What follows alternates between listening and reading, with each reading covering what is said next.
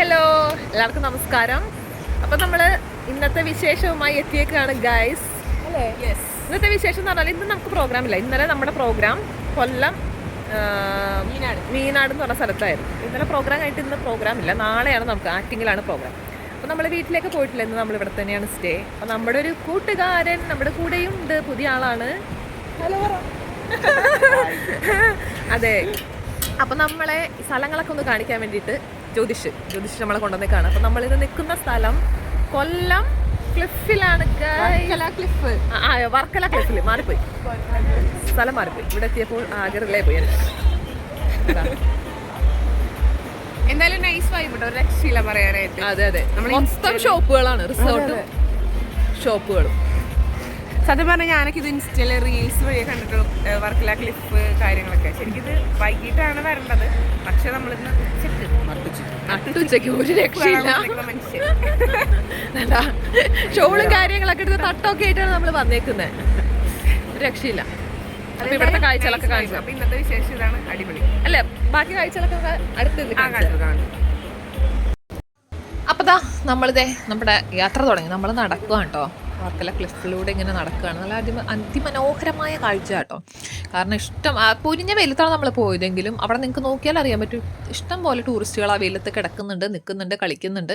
അങ്ങനെ ഞങ്ങൾ സൈഡിലെ കടകളൊക്കെ കണ്ടാണ് ഇങ്ങനെ പോയത്. നല്ല വെറൈറ്റി ആയ ഡ്രസ്സും ഓർണമെൻറ്റ്സ് ഒക്കെ ഉള്ള നല്ല അടിപൊളിയൊരു സ്ഥലം. എനിക്ക് തോന്നുന്നു ഞാൻ പോയാൽ ഫോർട്ട് കൊച്ചി ബീച്ചിൻ്റെ ഏകദേശം സാമ്യമുള്ളൊരു സ്ഥലമാണ്.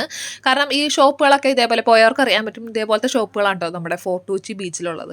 അപ്പോൾ അതേപോലത്തെ തന്നെ ഒരു വൈബൊക്കെ ആയിരുന്നു കേട്ടോ, സംഭവം അടിപൊളി. പിന്നെ ഭയങ്കര വെയിലായിരുന്നു നമ്മൾ പോയ സമയത്ത്. ഞാൻ വീഡിയോയുടെ തുടക്കത്തിൽ പറഞ്ഞിട്ടുണ്ടായിരുന്നു. അതുകൊണ്ടാണ് നമ്മൾ ഷോളൊക്കെ എടുത്ത് തീവ്രവാദികളെ പോലെ നടന്നത്. കാരണം കെട്ടിപ്പൂട്ടിയൊക്കെയാണ് നടന്നത്. കാരണം അത്രയും വെയിൽ, ഒരു രക്ഷയില്ലാത്ത വെയിൽ.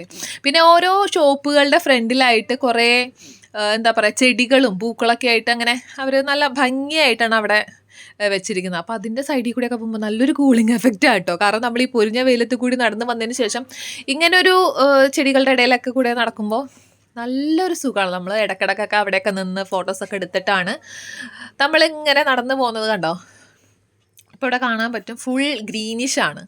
അടിപൊളിയാണ് കേട്ടോ. ഇങ്ങനെയൊക്കെ കാണുമ്പോൾ മനസ്സിനൊരു സന്തോഷം നൽകുന്ന ഒരു സംഭവമാണ്. അത് എത്ര പേർക്ക് ഇങ്ങനെ തോന്നുന്നൊന്നും അറിയില്ല. എനിക്ക് തോന്നിയൊരു കാര്യം പറഞ്ഞാണ്. ജ്യോതിഷ് ഞങ്ങളുടെ സ്ഥിരമാക്കി സ്റ്റാഫാണ്.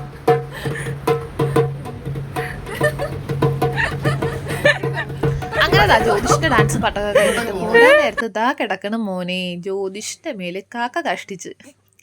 ചെക്കൻ ഞങ്ങളുള്ളതുകൊണ്ട് പുതിയ ഷർട്ടൊക്കെ ഇട്ട് അടിച്ച് മിന്നിച്ച് വന്നതാണ്. പക്ഷേ ലാസ്റ്റ് കാക്ക കാഷ്ടിച്ചുകൊണ്ട് വേറെ നിവർത്തി ഉണ്ടായില്ല. അപ്പുറത്തുനിന്നൊരു കുപ്പിയിൽ ബോട്ടിൽ വെള്ളം വാങ്ങിച്ച് കഴുകി. അങ്ങനെ ജ്യോതിഷിനെ കുറേ അവിടെ ഇരുന്ന് കളിയാക്കി ഞങ്ങൾ. അവിടെ നിന്ന് ടാറ്റാ ബൈ ബൈ പറഞ്ഞു. അപ്പോൾ അടുത്ത വിശേഷമായിട്ട് കാണാം. ബൈ.